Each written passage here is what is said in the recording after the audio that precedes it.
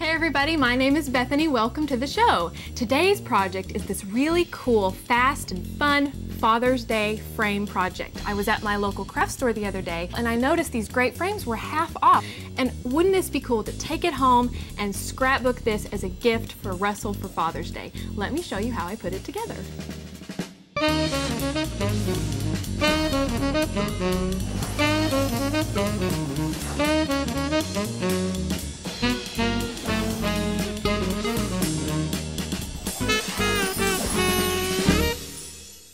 So the first thing we're going to work on are the mats for our frame.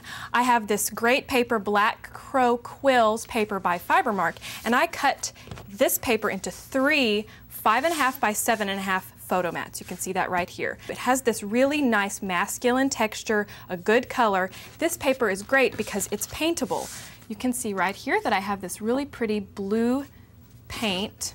You just swipe it on like that. You want a pretty thin coat. So we're just going to swipe this on. This is great texture and it's paintable. This paper is also, you can tear it, you can sew on it. Here's one that it's already dry. And now what we're going to do is sand this paper. You know I love to sand everything. And you can see, kind of take some muscles here, that black texture is going to really start to show through. Can you see that right there? So now I'm going to show you 2 I've already sanded. Let me wipe my hands to get that blue paint dust off. I have 2 that I've sanded completely, and I'm also going to keep 1 of the regular black FiberMark paper without any paint on it. Now let's bring over our photo mat. I took this out of the frame. This is actually the front. You can see this beveled edge, but we're going to turn it around on the back because we're going to tape these photo mats onto the back. Doesn't have to be pretty back here because it's going to be hanging on your wall. So now we flip it back over and you can see that the mats look really cool. So I printed out 8 wallet size photos. Some of them are color and some of them are black and white. This one right here is black and white. Just of Russell being a dad, being with the boys. That's what this whole project is about after all. So I'm just tucking them in. So I have this great picture of Russell I took on his 30th birthday and I decided to mat it on that same Quills FiberMark paper. And all we're going to do is take this little blue paper clip that I got in my office supply store and I tied a little piece of gingham ribbon on the end there. And we're just going to clip that on right there. You know, I am a scrapbooker. I have to make things look cute even if he is a boy. Now I have another picture of Russell that I took in my garage. And I matted that on the same Quills paper and I also placed it on some foam so it would stick up.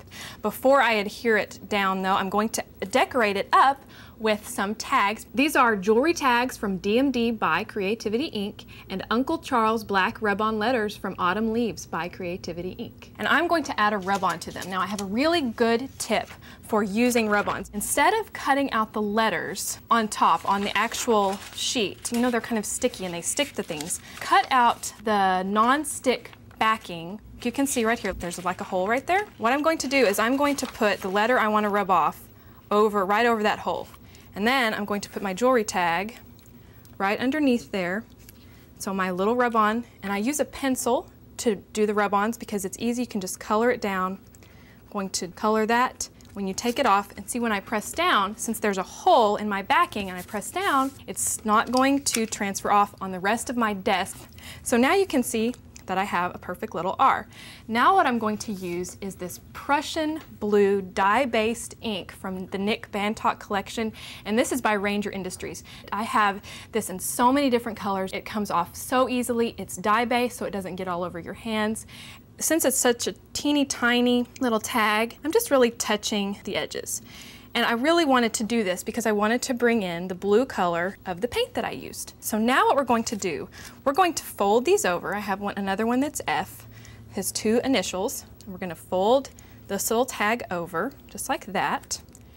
And then we're going to staple it on. I have my handy little stapler. You know I like to staple. I think it adds a neat touch. And really, I didn't even staple on the picture. I stapled right there on that mat. So now we're just going to place that right there as his little initials. So now I have this 5 by 7 focal point picture of Russell, and I'm going to mat this. I'm going to use the Prussian blue ink one more time on the edges of this just to make it stand out from the cream colored mat. I'm just going to swipe that. I wanted to add few more little scrapbook touches to this picture. So I have this ribbon that I tied around, and I have another tip, I'm just full of them today, about using products so you're not wasteful. A lot of times, how many of you have ever cut out ribbon and then tried to tie it and it's not quite long enough and I can't use it on this project? Well, what I do is when I have a length of ribbon, I tie the two ends together first so I have my nice little knot.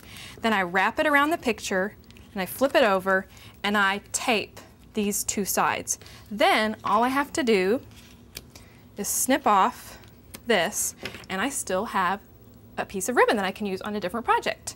So now what we're going to do is add some more of those little cute DMD tags to this.